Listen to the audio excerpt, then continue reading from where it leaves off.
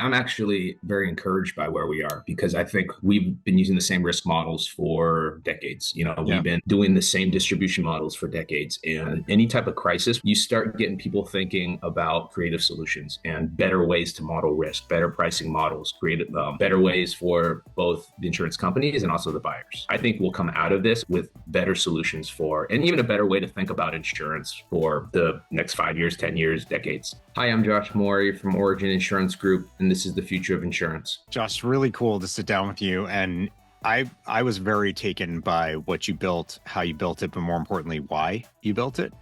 And I was very excited to get a chance to share that with everyone. So a little bit of background on you, if you don't mind. Tell us who you are and what it is that you do. Get things rolling. Sure. Well, I'm a fourth generation Japanese American. My great grandfather immigrated late 1800s, was one of the first business owners in Little Tokyo in 1907, created a company called the Asia Company, and import export helped support our community as they were coming to a brand new place, brand new country, and just built an amazing business. World War II hit, what they built for a generation and a half. They were sent to incarceration camps. Yeah. And we went to actually Amachi, Colorado. Our family did, and then returned home a couple years later to nothing, and so I had to rebuild again. And that's really my frame of reference. And there's a really cool picture that was taken in the early 1900s to show my great grandfather on First Street in Little Tokyo. And Oh, I post-war they came back, and it's hard to restart the business. And during that time, there was not an insurance company that would insure the Japanese community because we were, threat number one to America. And so a bunch of agents and community members came together and created an insurance company that would insure a community. And that's a big reason why my grandfather got into the business of insurance, is to, protect the assets that we build when everything was taken away. And my dad and uncle started our firm, the J. Morey Company, with my grandfather's help in 1980.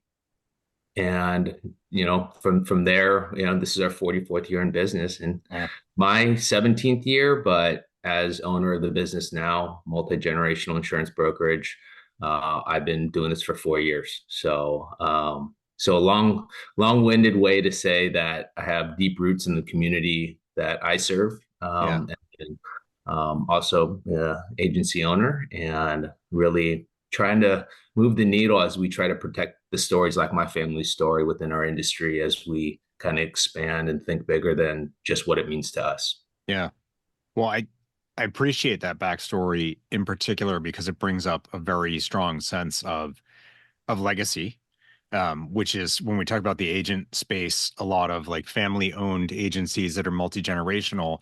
This is the big question, especially of late, is what happens when the next generation isn't part of the business, isn't interested in it, or maybe the business is no longer viable or seems like it on the surface.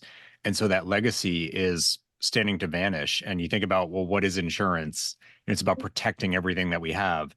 And you think about what your family and the Japanese community in the US went through. Again, like that's about losing everything that you have, having it taken from you, the opposite of legacy. So it's amazing to hear the story of rebuilding and creating something to protect that in the first place. But then fast forwarding to you and your role in your family's business and broader than that, it just felt like it really struck me as just how profound the not just protection of legacy, like being a steward of it, but growing and making it thrive. So it really is something that goes forward and not something we just prop up because we don't want to see it go away. I like we met briefly, but all of that hit me in that first meeting. And then, when you told me more of the story. So what is it that you're doing with not just Jay Morey, but you have this bigger vision that you're trying to help? I'd love for you to share about that. And I think the inspiration for people is how is this possible? Because there are a lot of moments in what you built where I was like, yeah, that's where most people I think would just say give up. um, yeah, I mean, it's so my family's company, the J. Morey Company. And by the way, my name's Josh. My dad is John. My uncles are Jack and Jim. My son, Everyone's got to be a J. my sons are Jacob and Jeremiah. My daughter's Johanna. So it's a requirement. Uh, Yes. but when we're talking about J. Morey Company and the Morey family, it's what's so meaningful to me. And when 4 years ago, when my dad and uncles wanted to exit the business, the planning process went far like before that. So another 5 years of how do we transition operations.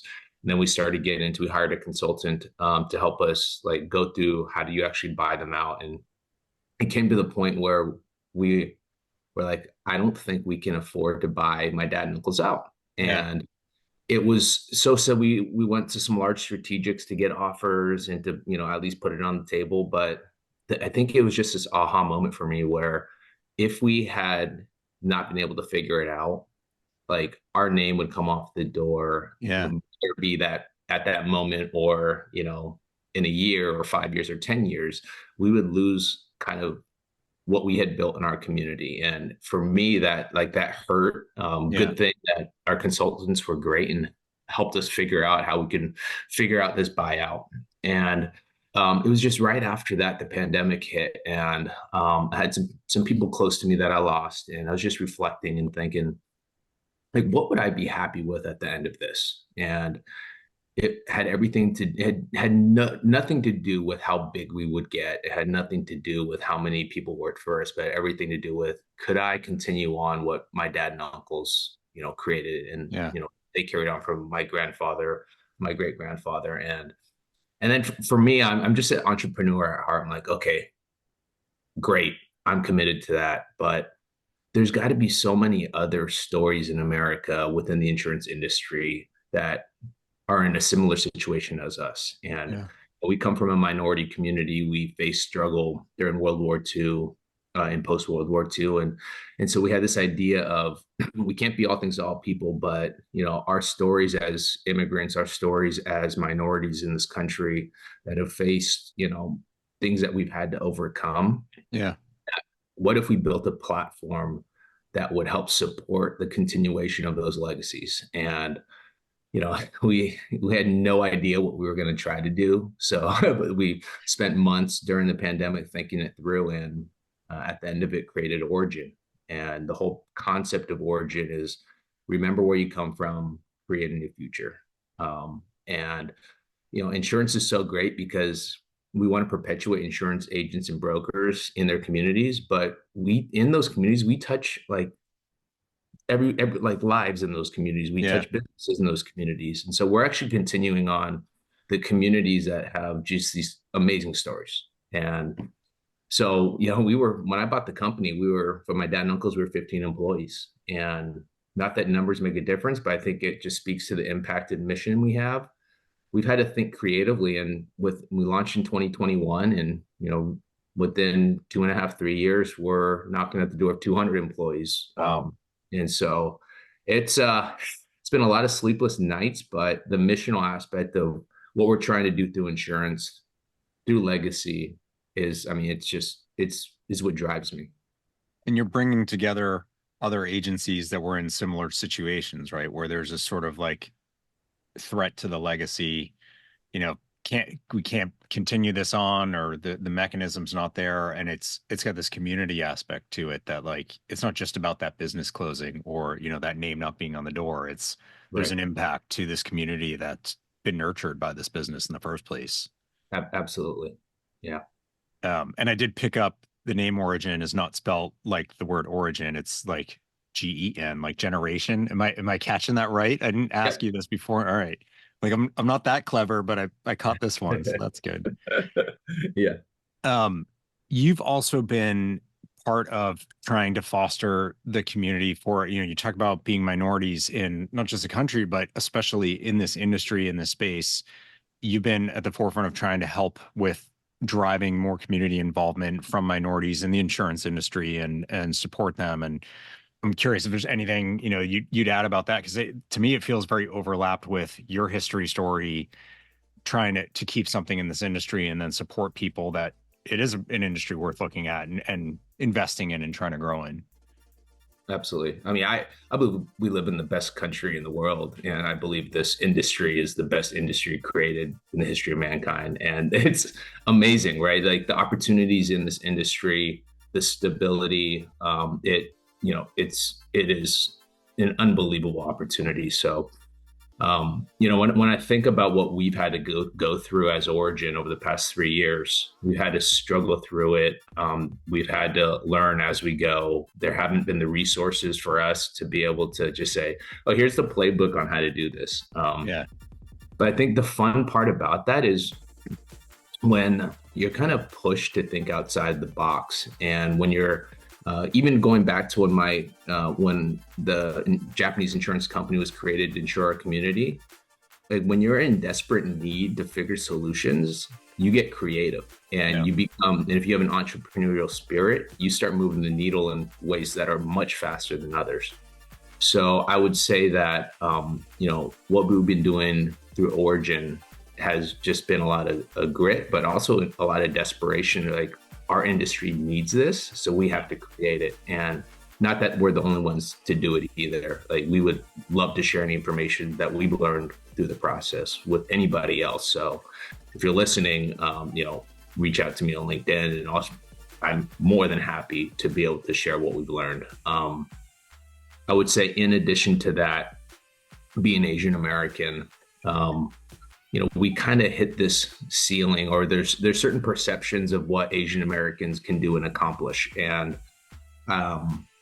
for us to be an Asian American owned company right now and then start making our way up, I think we've been starting to make a little noise, and which in a good way. And we've been able to connect with other Asian Americans in the nation who are starting to make a little noise. And we're just like, but there was no connection point for us until 2 years ago. So it was, some Asian Americans sitting at a claims conference saying, "How come we've never met?" And then some of them started texting their friends. And so I got the text that evening saying, "What if we created a network nationally that would connect us, help support us?" And to your point, like, how do we bring in that next generation of Asian Americans to the industry that we just love so much? Yeah. So AIN, Asian American Insurance Network, was launched 2 years ago, and it's now a platform to be able to support and inspire the next generation coming into the industry that are Asian American. That's awesome.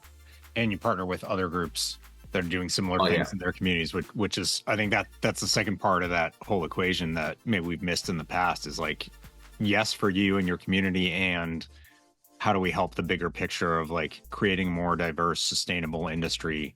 That's because communities have everyone. So like, how do we support everyone through these, efforts to bring in new talent, keep it here, or support it, help everyone thrive? Absolutely. Yeah. And when we're seeing this talent shortage in our industry, those that may believe in DE&I initiatives or not, if you're not engaging DE&I for a new talent pool, you're missing out and you're going to get left behind. And even a diversity of thought, like we've been doing things the same way for so long. You need a different thought process. You need different thought leadership in that group that has been through a different experience that can help you think about the future. I want to end on one question about kind of the future and thinking about the industry. Are there things going on now that, there's a lot of negativity in the industry about sustainability on the pricing side, and not like ESG sustainability, but like carriers can't afford to sell and buyers can't afford to buy because it's too expensive. So as an agent, sitting at the front lines of that, do you have thoughts about kind of where things are headed? Do you have hope? Is this a difficult moment, or do you think there's something more profound going on? And, we talk about the legacy. Is there other things that can stop you from continuing on? Do you have that sort of pessimism at this moment, or do you think that actually there's resilience and we can find a path to something that's more viable and sellable, if those are words?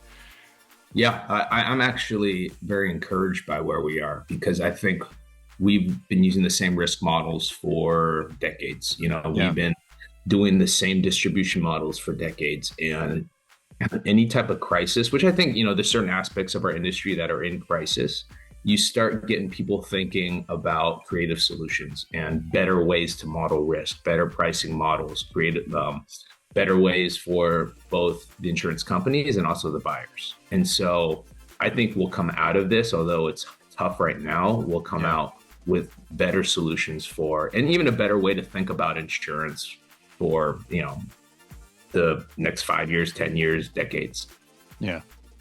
I agree. We need to shake up. I do. I think like we just need the shake up. Yeah. If we keep doing what we've always done when everyone is saying it's not working, why would we still insist on doing it that way? I don't get that mentality. Yeah, absolutely. I really appreciate getting some time with you, and more importantly, just getting exposed to what you've done and what you and the team have built. And it does send a really cool message more broadly that I think a lot of folks out there could pay attention to, whether they're in an agency or brokerage or not, or whether they're like working for their parents' business or not. That's kind of beside the point. If you're focused on just that aspect, you're missing the bigger picture about like, how do you think about sustaining something that's important, and what are you willing to put into it for that? So I thought your story is awesome. I'm really excited to share it. I appreciate you, Brian. Thanks for having me on. So great to have Josh on and share a little bit about his own family's legacy and the protection that was built out of that, and why it's so important for him to protect that legacy through what he's building with Ori-gen and bringing in other, family started, community started insurance operations, organizations, agencies to try to protect something that's built to protect something. I love that. And this is such an interesting moment in the agency space and the broker space where, some of these earlier family businesses, community businesses are now at a point where their perpetuation, their sustaining path forward is in question. And so to have a mechanism or a model to help that move forward with Ori-gen is really brilliant. And you hear the passion from Josh as he talks about this industry, this country, and everything that the industry does for the country. It's really infectious, and it's hard not to get excited and to say, hey, how do I contribute to keeping things going? And Josh has shown a few ways that you can do that. So hopefully that's a good bit of excitement for the space that we're in, energy towards keeping it going, and maybe thoughts about how you can contribute to that yourself. So huge thank you to Josh for sitting down and sharing some of his energy for all that we can continue to achieve in the insurance industry and the communities that it supports, and bringing more folks into the space. So with that, I will leave you until next time. Check out future-of-insurance.com for more. Share the show, tell people about it. Let's get this energy rolling, continuing for the future. Thanks, everyone. Bye-bye.